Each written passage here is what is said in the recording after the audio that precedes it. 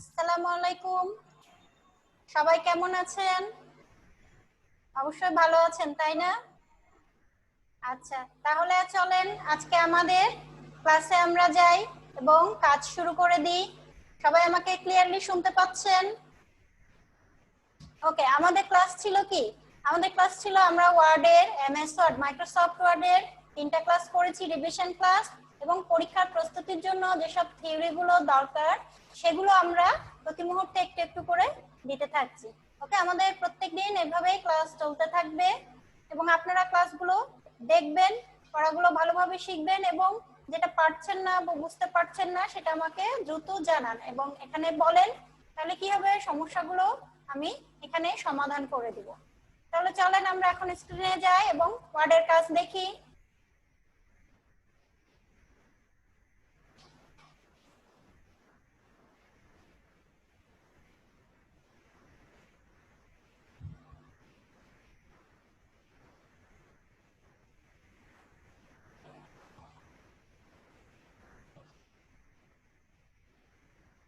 আমরা প্রত্যেক দিনের মতোই মাইক্রোসফট অফিসে যাব। মাইক্রোসফট অফিস 2013 এবং এখান থেকে ওপেন করব এমএস ওয়ার্ড, মাইক্রোসফট ওয়ার্ড 2013।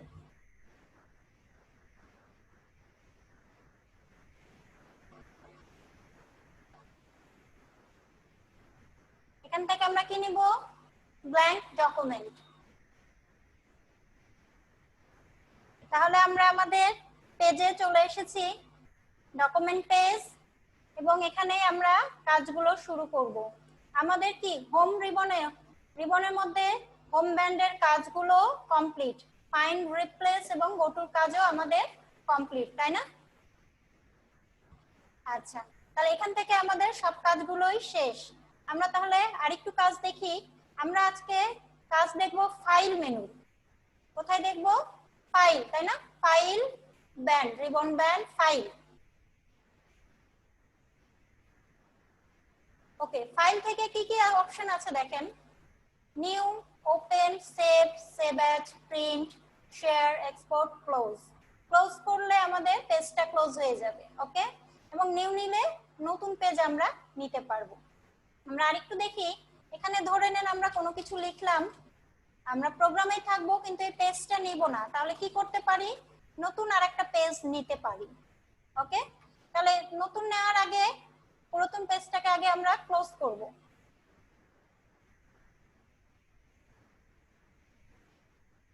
এই যে আমরা ফাইলে যে ক্লোজে ক্লিক করলাম, তাহলে আমাদের এখানে যে পেজ ছিল সেই পেজটা নেই। ওকে, আমরা কিন্তু প্রোগ্রামের মধ্যেই আছি, প্রোগ্রাম থেকে বের হই নাই। আমরা কোথায় আছি? মাইক্রোসফট প্রোগ্রাম, তাই না? মাইক্রোসফট ওয়ার্ড প্রোগ্রামের মধ্যেই আছি, কিন্তু যে পেজটাতে আমরা লিখছিলাম ডকুমেন্ট পেজ, সেটা নিব না, আমরা নতুন আর একটা পেজ নিব। তাহলে কি করব? ফাইলে যাই, নিউ, নিউ নিলে ব্ল্যাঙ্ক ডকুমেন্ট। নিউ মানেই নতুন, তাই না? এখানে ব্ল্যাঙ্ক ডকুমেন্ট নিলে আমাদের কি এখানে বিভিন্ন অপশন আছে, তার মধ্যে আমরা ব্ল্যাঙ্ক ডকুমেন্টটা ইউজ করব। এই যে আবার আমাদের পেজ চলে আসলো, এখানে থাকবে ডকুমেন্ট 2। আমরা যে ফাইল সেভ করি এবং ফাইলগুলো যেখানে জমা হয় সেখানে প্রত্যেকটা ফাইলের ফাইল নেম দিয়ে থাকে। এখানে ফাইলের আগে কি আছে?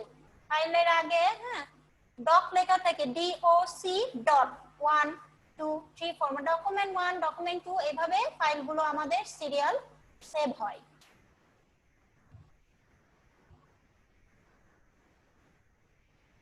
তাহলে আমরা নিউ এবং ক্লোজের কাজ পারলাম। ওকে, নিউ এবং ক্লোজের কাজ। ব্যাক যাই।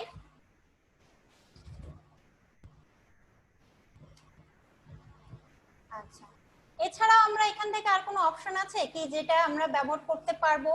আমরা ফাইলে না যে আমরা কিবোর্ড ইউজ করতে পারি। ওকে, মাউস পয়েন্টার এবং কিবোর্ড এই দুটো দিয়েই আমাদের কি করতে হয়? কমান্ড দিতে হয়, তাই না? এগুলো ইনপুট ডিভাইস। তাহলে আমাদের এখানে কি করব? যদি ফাইলে না যায় তাহলে কিভাবে আমরা পেজটাকে ক্লোজ করব? Control W, control plus W যদি দেই তাহলে আমাদের পেজ কিন্তু ক্লোজ হয়ে যাবে। ওকে, তাহলে পেজ পেজ তো ক্লোজ করতে পারলাম, নতুন কিভাবে নিব? কন্ট্রোল এন, এনতে নিউ, এই যে আবার নতুন পেজ চলে এসেছে। ওকে, তাহলে খুব সহজেই আমরা বুঝতে পারছি কি কাজ করলাম। কন্ট্রোল ডাব্লিউ নিলাম, তাহলে কন্ট্রোল ডাব্লিউ তে আমাদের পেজটা কেটে যাচ্ছে, ক্লোজ হচ্ছে। প্রোগ্রাম ক্লোজ না, page close, document page close, এবং কন্ট্রোল এন এ নতুন পেজ। এটা আমরা কোথায় থেকে নিচ্ছি? ফাইলে যাব এবং এই যে নিউ আর এই যে ক্লোজ। ওকে, আচ্ছা আমরা এখন সেভ করব। আমি এখানে কিছু লিখে দিলাম, আমি আমার নামই লিখে দিলাম।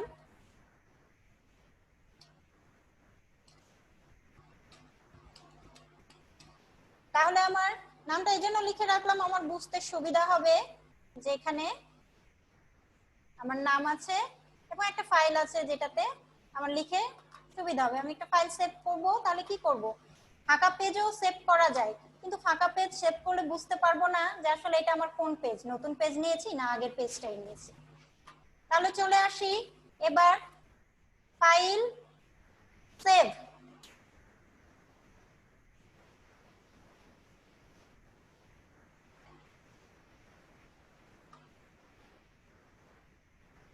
সেভ করলে আমাদের এই অপশন চলে আসবে।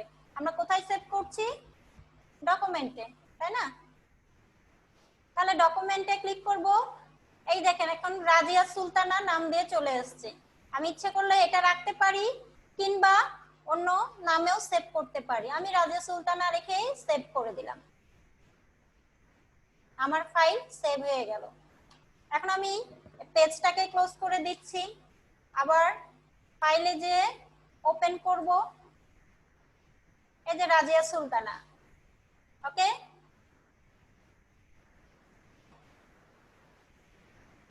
এই যে আমার ফাইলটা চলে আসলো। তাহলে খুব সহজেই আমরা ফাইল সেভ করতে পারি।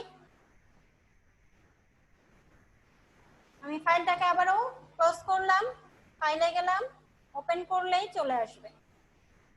ঠিক আছে, জাস্ট এখানে ক্লিক করলেই চলে আসবে।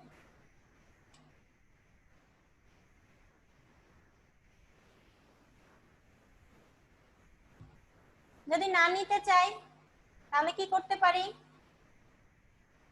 ডিলিট করা যায়, তাই না? রিমুভ ফ্রম লিস্ট, আমি লিস্ট থেকেও বাদ দিতে পারি।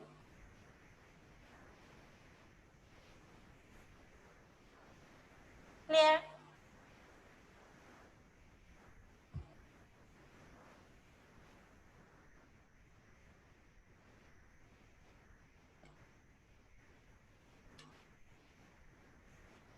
আচ্ছা, তাহলে আমরা আবার নিউ পেজ নিতে পারি, এখানে অন্য কিছু লিখতে পারি, ফাইল। ওকে, সেভ যদি করি অন্য কোনো প্লেসেও আমরা অ্যাড করতে পারবো। কম্পিউটার থেকে ডকুমেন্ট, ডেস্কটপ, এগুলোতেও যেতে পারবো। ডেস্কটপে গেলে কোন ফাইলে নিব সেটাও আমরা দেখতে পাবো। ওকে, আচ্ছা এই ছিল সেভ। তাহলে আমি একটা ডকুমেন্টে সেভ করে রাখছি। এইচএইচ দিয়ে ফাইল দিয়ে আমি সেভ করলাম। আপনারা টাইটেল বারে আপনার ফাইলের নামটা দেখতে পাবেন। এরপর আসি আর কি কাজ করা যায়। তাহলে এখানে আমরা ফাইল সেভ করা তো খুবই ভালোভাবে বুঝলাম, আমি আবার রিপিট করছি, ভালো করে খেয়াল করেন। আমরা একটা নতুন পেজ নিব, সেখানে ইচ্ছে করলে আমরা কিছু লিখতে পারি, না লিখলেও চলবে। ওকে, এরপরে কি করতে হবে? এরপরে যেটা করব, ফাইলে যাব, ফাইলে যে সেভ অপশনে ক্লিক করব, তারপরে কোন জায়গায় প্লেসটা কোন জায়গায় হবে, ডকুমেন্ট না হলো ডেস্কটপ। আমরা ডকুমেন্টেই সব সময় আমাদের ফাইলগুলো সেভ করে রাখি। তাহলে ডকুমেন্টে ক্লিক করব, তাহলে মেসেজ বক্স আসবে এবং সেই মেসেজ বক্সে আমরা আমাদের ইচ্ছে মতো একটা নাম দেব। তবে নাম একই নামে ফাইল একবার সেভ হয়। আমি যেমন রাজিয়া সুলতানা দিয়ে একবার সেভ করেছি, দ্বিতীয়বার কিন্তু রাজিয়া সুলতানা দিয়ে আর সেভ হবে না। অবশ্যই স্পেলিং এ কিছু কম বেশি থাকতে হবে, কিংবা 1 2 3 4 বা কিছু একটা পার্থক্য থাকতেই হবে। মনে রাখবেন একই নামে বারবার সেভ হয় না। ওকে, তাহলে এই ছিল আমাদের সেভ অপশন। এবং ডিলিট করতে চাইলে কি করব? ওপেনে ঘরে ক্লিক করে যেটাকে যে ফাইলটাকে রাখতে চাচ্ছি না সেই ফাইলটা সিলেক্ট করে আমরা রাইট বাটন দিয়ে রিমুভ করতে পারি। এই ছিল আমাদের ফাইল সেভ করা এবং ফাইল রিমুভ করা, নতুন পেজ নেওয়া এবং নতুন পেজ রিমুভ করা। এরপর আমরা আরেকটা কাজ দেখি। আমাদের ফাইল ওপেন আছে, আমরা যখন পাসওয়ার্ড দেই তখন কিভাবে পাসওয়ার্ড দেব? আমরা প্রয়োজনীয় ক্ষেত্রে আমাদের কি ফাইলগুলোকে পাসওয়ার্ড দিয়ে সিকিউর করে রাখি, তাই না? যেন আমার ফাইলটা শুধু আমি পড়তে পারি, অন্য কেউ যেন না দেখতে পায়।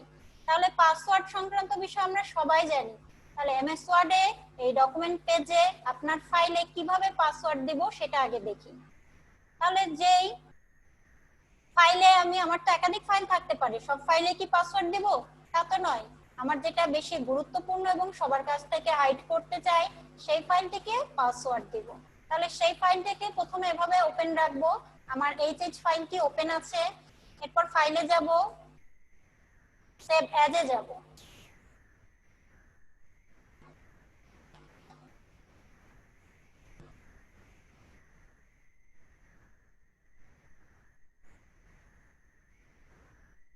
আচ্ছা, সেভ অ্যাজে গেলে আমাদের এখানে টুলস অপশন আসবে, নিচের দিকে ক্লিক করেন, মেসেজ বক্সে টুল অপশন আসবে। এই টুলস অপশনে যে আমি ক্লিক করলে এখানে জেনারেল অপশন দেখতে পাবো। ওকে, কি অপশন দেখতে পাবো? General option. এখানে ক্লিক করি, এখানে পাসওয়ার্ড অপশন দিয়ে দিচ্ছে, আমি শুধু 1 দিলাম এবং পাসওয়ার্ড টু মডিফাই এখানে আরেকটা 1 দিলাম। ওকে করলাম। আরো একবার রিএন্টার পাসওয়ার্ড, মনে রাখবেন একই পাসওয়ার্ড বারবার হবে, 4 বার অপশন আসবে, 4 বার বক্স আসবে, 4 বারে আমি একই পাসওয়ার্ড দেব, আলাদা পাসওয়ার্ড দিলে চলবে না। এরপর সেভ। ওকে, এবার আমার ফাইলটা ক্লোজ করে ওপেন করে দেখি, কারণ ক্লোজ না করলে তো ওপেন হবে না এবং ওপেন করলে বুঝতেও পারবো না। আমরা কিন্তু কন্ট্রোল ও দিয়েও ফাইল ওপেন করতে পারি, কন্ট্রোল ও। কন্ট্রোল ও দিয়ে আমি ওপেন করলাম এবং আমার ফাইলটাতে ক্লিক করলাম। এখানে দেখেন খুব সুন্দরভাবে দেখাচ্ছে আপনার পাসওয়ার্ড দিতে, তাই না? Enter password to open file. আমরা কি দিয়েছিলাম? আমরা দিয়েছিলাম শুধু 1। ওকে, কিংবা এন্টার যেটাই দেন 1। এই যে আমাদের ফাইল সেভ। তাহলে আমরা পাসওয়ার্ড দিলাম, পাসওয়ার্ডটাকে রিমুভ করব কি করে? আমার যদি পাসওয়ার্ড রিমুভ করতে প্রয়োজন হয় তাহলে কিভাবে রিমুভ করব? এক্ষেত্রে যেভাবে যাব সেভাবেই আসবো। তাহলে দেখেন ফাইলটা আমার ওপেন আছে, তাই না? যে ফাইলে পাসওয়ার্ড দিয়েছিলাম সেটা ওপেন আছে। ফাইলে যাব, আবার একইভাবে সেভ অ্যাজে যাব, রিসেন্ট ফোল্ডার ডকুমেন্টে আমার সেভ করা আছে, এইচএইচ ফাইল ওপেন করা আছে, টুলসে যাব, জেনারেল অপশন। এখন আমার পাসওয়ার্ড যেটা দেওয়া আছে সেটা শুধু ব্যাক স্পেসে, সেটা কি ব্যাক দিয়ে মুছে ফেলবো। ওকে, এবং সেভ করব। সেভ না করলে পাসওয়ার্ড থাকবে না এবং সেভ না করলে পাসওয়ার্ড রিমুভ হবে না। এখন যদি ওপেন করে আমরা দেখি তাহলে দেখবো, তার আগে ক্লোজ করে দিই। আমি কন্ট্রোল ও দিয়ে ওপেন করলাম, আমার ফাইল ওপেন করলেই দেখতে পাচ্ছি কোনো পাসওয়ার্ড ছাড়াই আমার ফাইলটা ওপেন হয়ে যাচ্ছে। আচ্ছা, তাহলে আমি আরেকবার খুব ভালোভাবে বলে দিচ্ছি, আপনারা দেখে নেন। আমরা যখন কোনো ফাইলে পাসওয়ার্ড দেব তখন ফাইলটাকে প্রথমে ওপেন রাখবো, তারপর ফাইলে যাব, এরপর সেভে যাব, সেভ অ্যাজ, ফাইলটা যেহেতু আমার সেভ করাই আছে, সেভ অ্যাজে যাব, তারপরে যে রিসেন্ট ফোল্ডার ডকুমেন্টে যাব, যে ফাইলটিকে নিব সেই ফাইলটা ক্লিক থাকবে এবং এখানে টুলস অপশন, তারপরে জেনারেল অপশন, এরপর পাসওয়ার্ড অপশনগুলো আসতে থাকবে একটার পর একটা। এখানে পাসওয়ার্ড দিয়ে ওকে করব এবং শেষে যে সেভ করব। তাহলে আমাদের কি পাসওয়ার্ড দেওয়াটা সম্পূর্ণ কমপ্লিট হবে। এবং রিমুভ করব ঠিক একইভাবে। রিমুভ করব কিভাবে? ঠিক একইভাবে। ওকে, সেভ অ্যাজে আসবো, সেভ অ্যাজে এসে ডকুমেন্ট এবং এই টুলসে যে আবার জেনারেল অপশন বা সিকিউরিটি অপশন যে কোনো অপশন থাকতে পারে। এই ছিল আমাদের ফাইল মেনুর কিছু কাজ, new, open, save, save as. Okay, এবং ক্লোজেরও আমরা কাজ করেছি।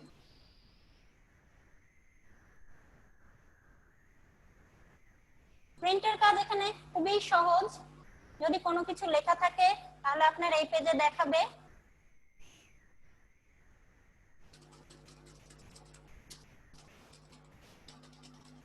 আমরা কিছু লেখা রেখে দিয়েছি।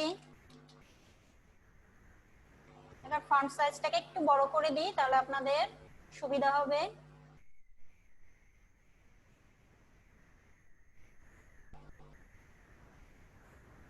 ফাইলে যাই, প্রিন্ট। প্রিন্ট মানে কোনো কিছু প্রিন্ট করা। ক্লিক করে দিলাম। খুবই সহজ। এই যে পাশে আপনার লেখা দেখাচ্ছে কি প্রিন্ট করবেন, ঠিক আছে? এখানে প্রিন্টার আপনার দেওয়াই থাকবে, যে প্রিন্টারের নাম থাকবে সেই প্রিন্টারটা এখানে আপনার অপশন থাকবে। ওকে, সেই প্রিন্টারটা যখন প্রিন্টারের সংযোগ দেওয়া থাকবে এই জিনিসটা অটোমেটিকলি দেওয়া থাকে, তাহলে এখানে আমার প্রিন্টারের নাম সিলেক্ট দিলেই হবে, প্রিন্টার প্রপার্টিজ। আচ্ছা, প্রিন্ট অল পেজেস। আমরা কি পুরো পেজেস করব? হ্যাঁ, অবশ্যই পুরো পেজ করব, কিংবা অল্প পেজও নিতে পারি যতটুকু সিলেক্ট করা আছে। কারেন্ট পেজ আমাদের বেশিরভাগ থাকে প্রিন্ট কারেন্ট পেজ। আমি একটা পেজ লিখলাম, তাহলে কি হবে, প্রিন্ট কারেন্ট পেজে ক্লিক করে দেব। আচ্ছা, এরপর এখান থেকে আরো অপশন আছে, অপশনগুলো আপনারা দেখতে পারেন কিভাবে কি করবেন। আচ্ছা, পোর্ট্রেট করবেন। ওরিয়েন্টেশন দুই প্রকার হয়, পোর্ট্রেট আর ল্যান্ডস্কেপ। পোর্ট্রেট হলে এইভাবে লম্বালম্বি ভাবে থাকবে, ল্যান্ডস্কেপ করলে আড়াআড়ি এইভাবে আনুভূমিক হয়ে যাবে। আমাদের বেশিরভাগ থাকে পোর্ট্রেট। ওকে, আচ্ছা, এরপর আসেন পেজ। পেজটা কোন সাইজে নেবেন? লেটার সাইজ নিতে পারেন, A4, লিগ্যাল, ট্যাবুলিক, যে কোনো সাইজ আপনি নিতে পারেন। যে সাইজটা নিতে পারবেন সেটা এখানে ক্লিক করে দিবেন। আমাদের এখানে লেটার সাইজ নেওয়া আছে 8.5 ইঞ্চ ইনটু 11 ইঞ্চ। ওকে, এছাড়া লেটার এই যে A4 মোর পেজ সাইজ, আরো পেজ সাইজ আছে, কাস্টমাইজ করতে পারেন ইচ্ছে মতো মার্জিন। ওকে, নরমাল মার্জিন, মার্জিনটা ইচ্ছে মতো দিতে পারেন, কিংবা আপনি কাস্টমাইজ করে নিজের মতো কতটা লাগবে সেটাও দিতে পারেন। আচ্ছা, ওয়ান পেজ পার সিট, একটা পেজে একটাই শীট। অনেক সময় কি হয়, আমরা বইটাকে বুক ফোল্ড করে দিই, দুই ভাবে ভাঁজ করে ফটোকপির দোকানে ফটোকপি করি, তখন কি হয়, দুইটা পেজ একসাথে এক পেজে এসে দেখায়। ঠিক একই ভাবে বলছে ওয়ান পেজ পার সিট, এক পেজে একটা করে শীট। আমরা এখানে 2ও নিতে পারি, 3ও নিতে পারি, 4ও নিতে পারি, কিন্তু আমাদের বেশিরভাগ কি থাকে, এই যে এখানে অপশনগুলো দেখেন, এটা 1, এটা 2, এটা 4, 6, 8 এবং 16। ওকে, তো আমাদের বেশিরভাগ কি থাকে, ওয়ান পেজ। এরপর সব থাকলো একটা পেজের এক কপি নেবেন, দুই কপি নেবেন, তিন কপি নেবেন, আপনার প্রয়োজনীয় মতো কপি আপনি এখানে নিতে পারেন। জাস্ট এখানে ক্লিক করে দিলেই, আপ ডাউন আসলেই ওরা বুঝে নিবে। এরপর এই প্রিন্টে ক্লিক করলেই আমাদের কি হবে, প্রিন্টার অটোমেটিক আমাদের পেজ প্রিন্ট করে দিবে। ঠিক আছে, তাহলে এই ছিল আমাদের new, open, save, save as, print এবং ক্লোজ পর্যন্ত কাজ। ক্লিয়ার? আপনারা যদি বুঝতে না পারেন তাহলে আমাকে আবারও বলেন, আমি আবারও বুঝিয়ে দিচ্ছি, কারণ আপনাদের বোঝানোটাই আমার হচ্ছে মূল লক্ষ্য, যেন আমার কাজটা আমি কিভাবে করছি সেটা আপনি বুঝতে পারেন এবং কাজটা শিখতে পারেন। ওকে, আমাদের যেহেতু আমরা অনলাইনে ক্লাস নিচ্ছি, যেহেতু আমরা লাইভ ক্লাস আগের মতো করতে পারছি না, কিন্তু লেখাপড়াকে তো আর বাদ দেওয়া যায় না, তাই না? তাহলে এখানে যতভাবে সম্ভব সেটাই আপনাদেরকে শিখে নিতে হবে। ওকে, তাহলে এই পর্যন্ত আজকে আমাদের ওয়ার্ডের কাজ থাক। আগামী ক্লাসে আবারও ওয়ার্ডের কাজ দেখব। এখন আমরা কিছুটা থিওরিতে চলে যাই।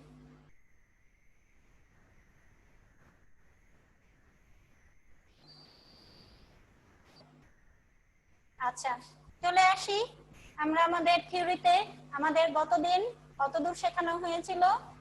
আমরা করছিলাম এমএস অ্যাক্সেস এর থিওরি। কি করছিলাম? MS access theory.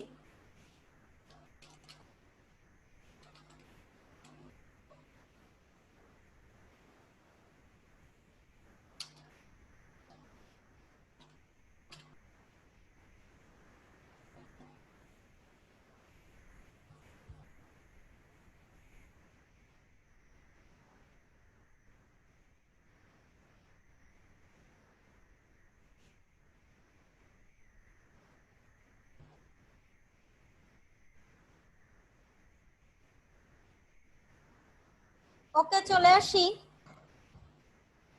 আমাদের খুব বেশি দূর ছিল না, আমরা অ্যাক্সেসের বেশি দূর করতে পারি নাই।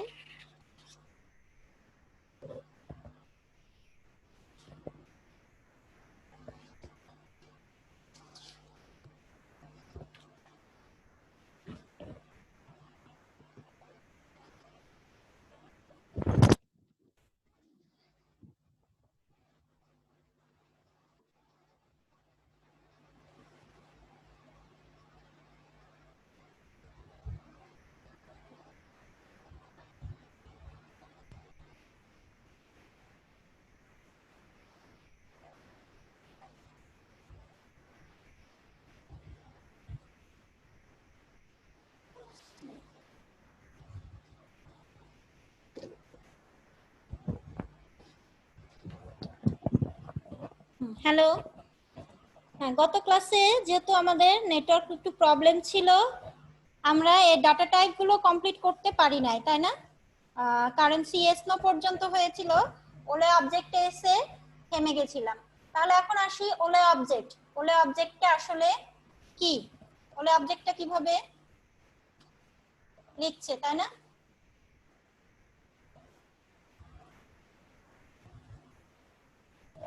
ওলে অবজেক্ট, ও এল ই, ও এল ই, ওলে অবজেক্ট। এর ফুল ফর্ম হচ্ছে অবজেক্ট লিঙ্কিং, অবজেক্ট লিঙ্কিং,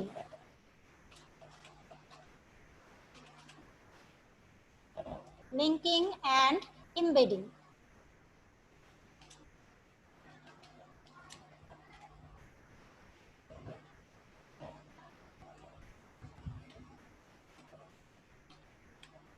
ওকে, বোঝা যায়? আমাদের ওলে অবজেক্টের ফুল ফর্ম হচ্ছে অবজেক্ট লিঙ্কিং অ্যান্ড এমবেডিং। এখন এটা এটা দিয়ে আমরা কি কাজ করছি? যে কোনো ছবি, টেক্সট, গ্রাফ ইত্যাদি অবজেক্ট সংযুক্ত করার জন্য এই টাইপ ব্যবহার করা হয়।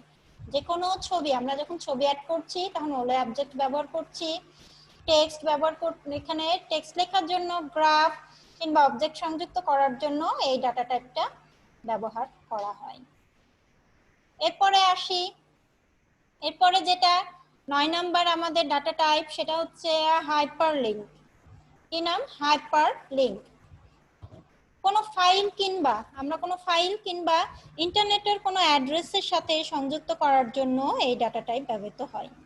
কোনো ফাইল কিংবা ইন্টারনেটের কোনো অ্যাড্রেসের সাথে সংযুক্ত করার জন্য এই ডাটা টাইপ ব্যবহার করা হয়। ওকে, আচ্ছা, তাহলে আসি। আমাদের কোনো ফাইল দেখা যাচ্ছে সেভ করা আছে, লেখা আছে, সেই ফাইলটাকে কি করব? আমরা আবার নতুন ভাবে লিখবো না, জাস্ট এটার সাথে লিংক করে দেব। সেক্ষেত্রে আমরা হাইপার লিংকটা ব্যবহার করতে পারি। এরপর আছে লুকআপ উইজার্ড।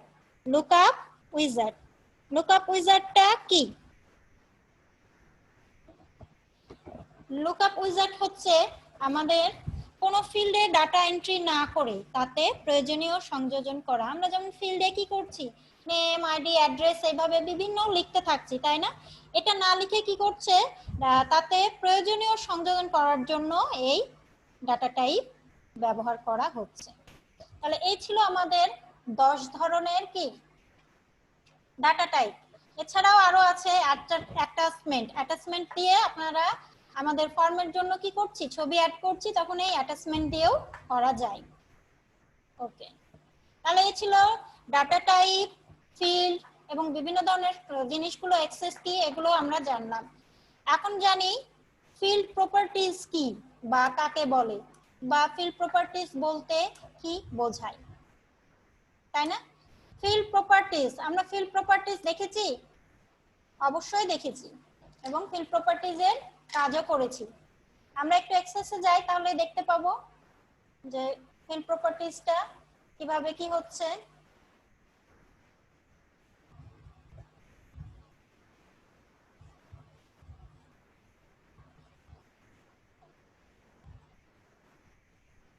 আমি মাইক্রোসফট অফিস অ্যাক্সেস 2000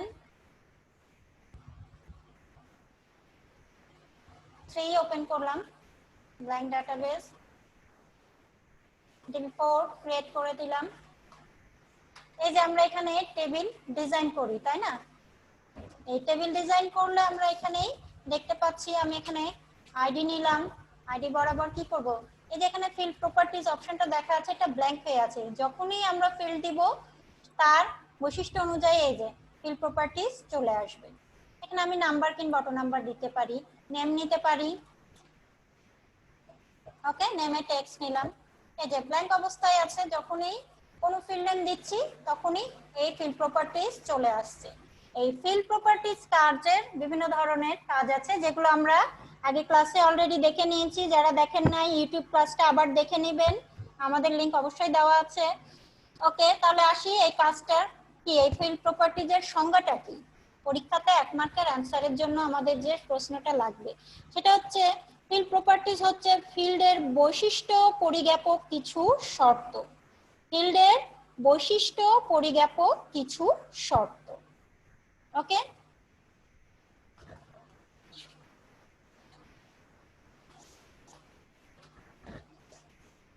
তাহলে এই ছিল আমাদের এমএস অ্যাক্সেস এর মূল বিষয় জিনিস। এরপর আমরা আসি আরো কিছু জিনিস আমরা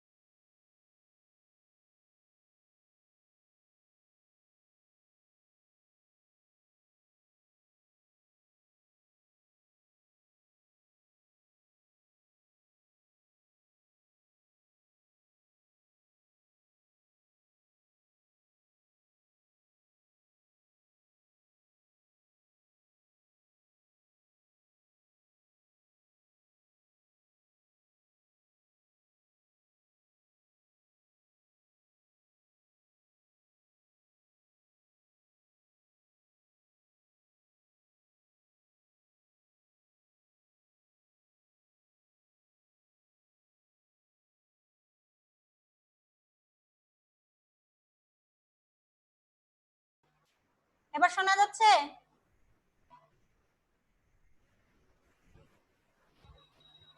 ওকে, তাহলে এবার আমরা চলে আসি আমাদের, আচ্ছা একটু নেটওয়ার্ক প্রবলেম করছে মাঝে মাঝে, এই জন্য ক্লাসটা থেমে যাচ্ছে। আপনারা কেউ যাবেন না, লাইনেই থাকেন এবং ক্লাসটা কমপ্লিট করেই যাবেন।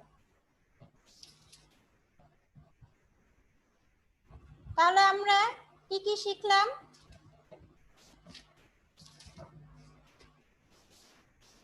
এমএস অ্যাক্সেস এর 10 ধরনের ডাটা, তাই না?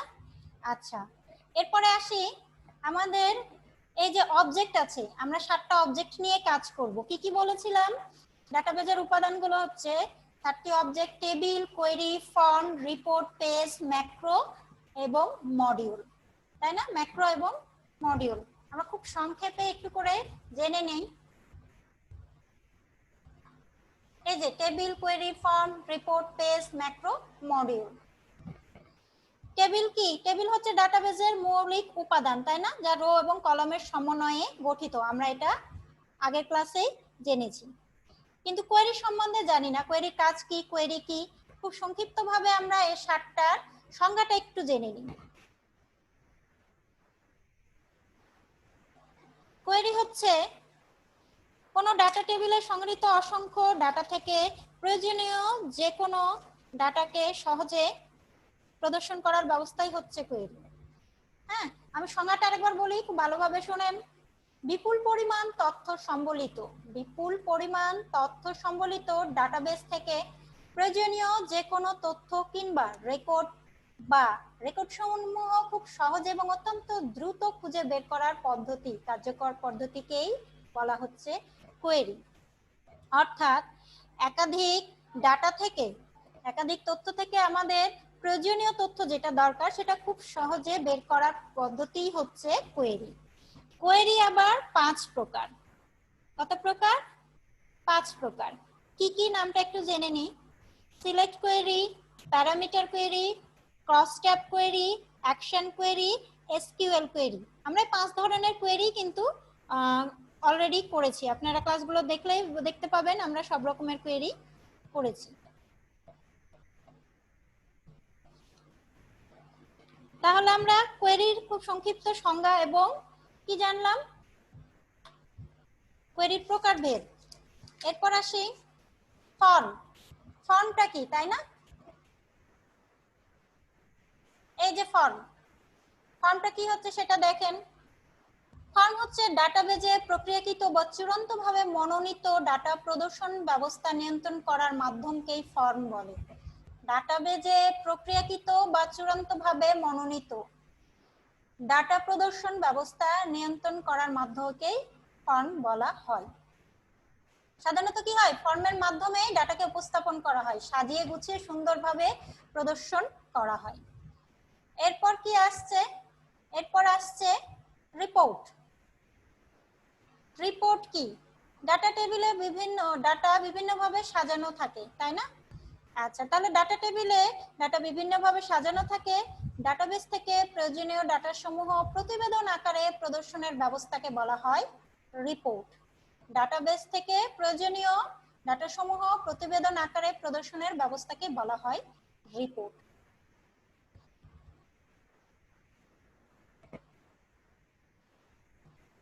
রিপোর্ট তৈরি করা হয় কেন? রিপোর্ট তৈরি করা হয় আউটপুট নেওয়ার জন্য। ওকে, রিপোর্ট তৈরি করা হয় আউটপুট নেওয়ার জন্য।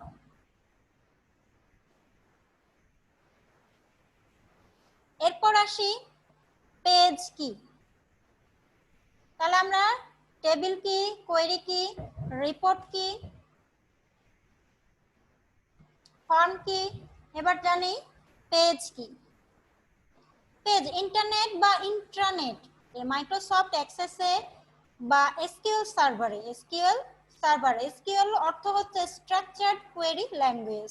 ওকে, আচ্ছা, তাহলে ইন্টারনেট বা ইন্ট্রানেটে মাইক্রোসফট অ্যাক্সেসে বা এসকিউএল সার্ভারে সংরক্ষিত ডাটা নিয়ে কাজ করার জন্য ডাটাবেজ অ্যাক্সেস পেজ তৈরি করা যায়। ওকে, ডাটাবেজ অ্যাক্সেসে এই পেজ ট্যাবের আওতায় সংরক্ষিত থাকে। অ্যাক্সেস পেজে মাইক্রোসফট এক্সেল বা এ জাতীয় অন্যান্য হচ্ছে ডাটা নিয়েও কাজ করা যায়।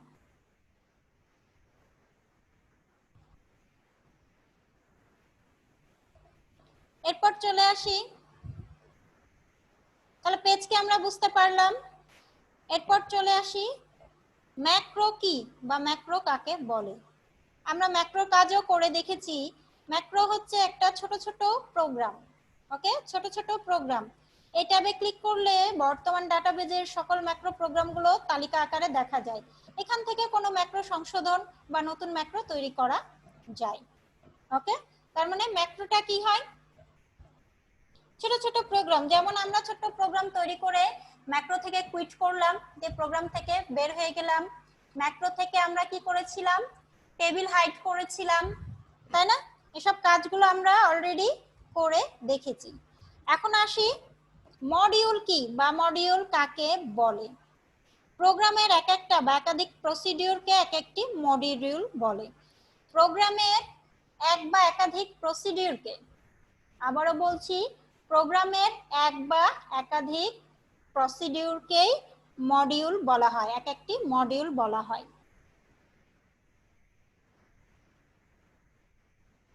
মডিউল কে প্রসিডিউর, তাই না? প্রসিডিউরটা কি? প্রসিডিউর হচ্ছে কাজের ধারা। যে কি বলছি, একাধিক প্রসিডিউরকে মডিউল বলছে। এই প্রসিডিউরটা হচ্ছে কাজের ধারা। কোন কাজের ধারাবাহিক বর্ণনাকেই বলা হচ্ছে প্রসিডিউর। ওকে, তাহলে মডিউল ট্যাবে কি থাকে? মডিউল ট্যাবে ক্লিক করলে ডাটাবেজ প্রোগ্রামের মডিউলগুলো তালিকা আকারে পাওয়া যাবে।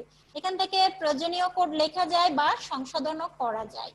ওকে, কোড লেখার জন্য ভিজুয়াল বেসিক এডিটর ব্যবহৃত হয়। আমরা ভিজুয়াল বেসিকেরও কাজ কিন্তু করেছি এবং সেখানে কি করেছি, কোডগুলো লিখে কাজগুলো আমরা তৈরি করেছি, ছোট ছোট প্রজেক্ট তৈরি করেছি এবং রান করে সেগুলোকে আমরা কি প্রোগ্রামগুলো কমপ্লিট করতে সাকসেস হয়েছি, তাই না? রান করে করে দেখেছি। আচ্ছা, এ ছিল আমাদের অ্যাক্সেসের খুব সংক্ষিপ্ত একটা কি পরিচিতি। 1 মার্কের অ্যানসারের জন্য যেগুলো অ্যানসার অবশ্যই দিতে হবে এবং কাজ দেখতে হবে যে কি অবস্থায় থাকছে।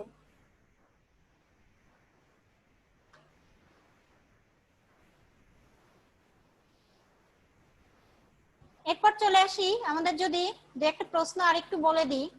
যদি বলা হয় ফর্ম কি, রিপোর্ট কি, কোয়েরি কি, টেবিল কি, এগুলো সবই আমরা দেখলাম, তাই না? এখন যদি বলা হয় ফর্ম ও রিপোর্টের মধ্যে পার্থক্য কি, তাহলে কি হবে?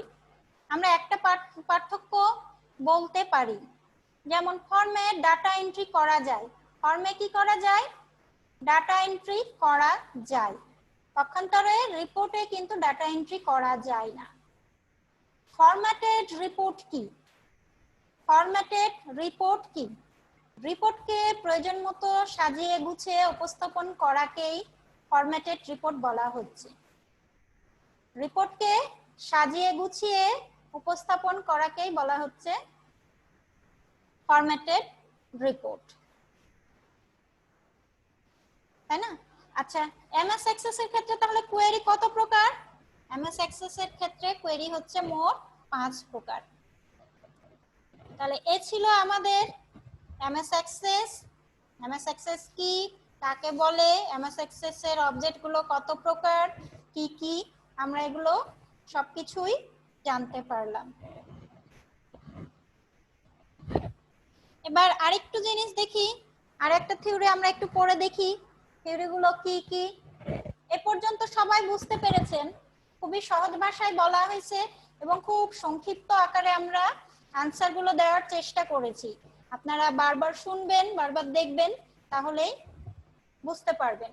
পরীক্ষায় আরো অনেক জিনিস থাকে, আমরা তো শুধু অ্যাক্সেস নিয়ে আলোচনা করলাম, ডাটাবেস কি এটা জানলাম, অ্যাক্সেস কি জানলাম, এখনো আরো আনুষঙ্গিক আরো অনেকগুলোই আছে যেগুলো আমরা প্রত্যেকটা ক্লাসেই আলোচনা করতে থাকবো এবং সাথে কি ওয়ার্ডের রিভিশনটা চলতে থাকবে। যেহেতু আপনারা অনেকদিন আগে ক্লাস করেছেন, ভুলে যেতে পারেন, খুব স্বাভাবিক, অনেকের বাসায় পিসি নেই, সুতরাং এটা আপনাদের জন্য আরো হেল্প হবে। এরপর চলে আসি আমরা আরেকটা জিনিস শিখি, নরমালাইজেশন। নরমালাইজেশনটা আসলে কি?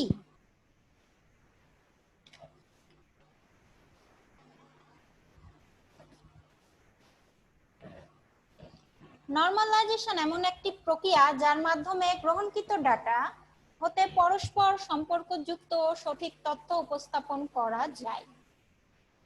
নরমালাইজেশন হচ্ছে এমন একটি প্রক্রিয়া যার মাধ্যমে গ্রহণকৃত ডাটা হতে পরস্পর সম্পর্কযুক্ত সঠিক তথ্য উপস্থাপন করা যায়। এখানে একই ডাটা পুনরাবৃত্তি হয় না এবং ডাটা এন্ট্রির সময় ভুল ডাটা প্রতিহত করে। যে ডাটাটা ভুল থাকবে সেটা কি করবে? প্রতিহত করবে। নরমালাইজেশনের মাধ্যমে ডাটাকে পরিশোধন করা যায়। নরমালাইজেশনের মাধ্যমে ডাটাকে পরিশোধন করা যায়। লজিক্যাল ডিজাইনের সর্বশেষ ধাপে নরমালাইজেশন করা হয়। লজিক্যাল ডিজাইনের সর্বশেষ ধাপে নরমালাইজেশন করা হয়। তাহলে নরমালাইজেশনের ধাপ কয়টি সেটা জানি। সর্বশেষ ধাপে যখন নরমালাইজেশন হয় তাহলে ধাপ কয়টি? ধাপ হলো 3টি। প্রথম নরমাল ফর্ম, দ্বিতীয় নরমাল ফর্ম এবং তৃতীয় নরমাল ফর্ম। নরমালাইজেশনের সুবিধা, নরমালাইজেশনের সুবিধাগুলো একটু দেখি কি কি সুবিধা আছে। প্রথম সুবিধা কি? অবাঞ্ছিত বা ডুপ্লিকেট ডাটা প্রতিহত করা হয়। অবাঞ্ছিত বা ডুপ্লিকেট ডাটা প্রতিহত করা হয়। দ্বিতীয় সুবিধা, ডাটা সমূহের মধ্যে সমন্বয় রাখা যায়। ডাটা সমূহের মধ্যে সমন্বয়টা রাখা যায়। তৃতীয় সুবিধা কি? ডাটাবেসকে নমনীয় করে। ডাটাবেসকে নমনীয় করে। আরো সুবিধা আছে, এটা কি? ডাটাবেজের নিরাপত্তা বিধান করে। অবশ্যই ডাটাবেসটা কি করছে? নিরাপত্তা দিচ্ছে। আর সুবিধা কি আছে? বৃহৎ সংগঠিত ডাটাবেস তৈরিতে ডাটা রিডান্ডেন্সি হয় না। ঠিক আছে, বৃহৎ সংগঠিত ডাটাবেস তৈরিতে ডাটা রিডান্ডেন্সি হয় না। এ ছিল আমাদের নরমালাইজেশনের সুবিধা। নরমালাইজেশন প্রকার আমরা কয়টি ধাপে কাজ করে, সেই 3টি ধাপে এরা প্রক্রিয়াকরণ হয়ে থাকে। এরপর আসি নরমালাইজেশনে ডিডিএল, ডিএমএল, ডিসিএল কি। ডিডিএল, ডিডিএল, ডিডিএল এর পূর্ণরূপ হচ্ছে data definition language. Data definition language. Data ডেফিনেশনটা বানান করে দিচ্ছি, দেখেন ডিএটিএ, ডাটা স্পেস দিবেন DEFINITION, definition LANGUAGE, data definition language. আচ্ছা, এটার কাজ কি? ডাটাবেসের স্ট্রাকচার যেমন ডাটার প্রকৃতি, গঠন ও এর উপর আরোপিত শর্তসমূহ নির্ধারণ করে। এতে আবার কমান্ড সমূহ রয়েছে। এই কমান্ড সমূহগুলো কি কি দেখেন, ক্রিয়েট, ড্রপ, ডিবিসিসি। ডিবিসিসি কি? ক্রিয়েট, ড্রপ এবং ডিবিসিসি, এই 3টা কমান্ড সমূহ রয়েছে। ডিবিসিসি অর্থাৎ হচ্ছে database console command, database console command. এরপর আসি ডিএমএল। ডিএমএল এর পূর্ণরূপ হচ্ছে data manipulation language. Data manipulation, MANIPULATION, data manipulation language. এর কাজ হচ্ছে ডাটা সংযোজন, পুনরুদ্ধার, ডাটা মুছে ফেলা, ডাটা পরিশোধন ও পরিমার্জন করা।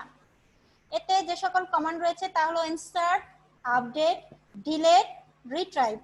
এখানে 4টা আছে, কি কি? Insert, update, delete, retrieve. এরপরে আসি ডিসিএল। ডিসিএল, ডিসিএল এর পূর্ণরূপ হচ্ছে data control language. Data control, CONTROL, data control language. এটি ডাটাবেজের নিরাপত্তা এবং বিভিন্ন অবজেক্টের অনুমোদন নিয়ন্ত্রণ করে। এতে ডাটাবেজের কি দিচ্ছে? ডাটা কন্ট্রোল, তাই না? নিরাপত্তা এবং বিভিন্ন অবজেক্টের অনুমোদন নিয়ন্ত্রণ করে। এতে যে সমস্ত কমান্ড রয়েছে সেগুলো হচ্ছে গ্র্যান্ট, ডিনাই এবং রিভক। গ্র্যান্ট, ডিনাই এবং রিভক। তাহলে আমরা ডিডিএল, ডিসিএল এবং ডিএমএল 3টা সম্বন্ধেই জানলাম। এটা অবশ্যই একটা গুরুত্বপূর্ণ বিষয়, নামগুলো আমাদের জানতে হবে এবং এর ফুল ফর্মগুলো আমাদের স্পেলিং সহ জানতে হবে। এতে কি কি কমান্ড রয়েছে, কার কমান্ড কোনটা, সেই জিনিসগুলো অবশ্যই গুরুত্বপূর্ণভাবে জানতে হবে। তাহলে এ ছিল আমাদের নরমালাইজেশনের কাজগুলো, অধ্যায়গুলো। আরেকটা জিনিস বুঝিয়ে দিই, সেটা হচ্ছে storage management system. Storage management system, storage management system হলো ডাটা বা ইনফরমেশন সুনির্দিষ্ট পদ্ধতিতে ডাটাবেজ সংরক্ষণ করা এবং উক্ত ডাটা সমূহ হতে প্রয়োজনীয় ডাটা উপস্থাপন করা, পরিবর্তন করা, পরিবর্ধন করা, পরিমার্জন করা। স্টোরেজ ম্যানেজমেন্ট সিস্টেম হলো ডাটা ইনফরমেশন সুনির্দিষ্ট পদ্ধতিতে ডাটাবেজে সংরক্ষণ করা এবং উক্ত ডাটা সমূহ হতে প্রয়োজনীয় ডাটা উপস্থাপন করা, পরিবর্তন করা, পরিবর্ধন করা এবং পরিমার্জন করা। তাহলে আমরা আজকে এ পর্যন্তই থাকছি।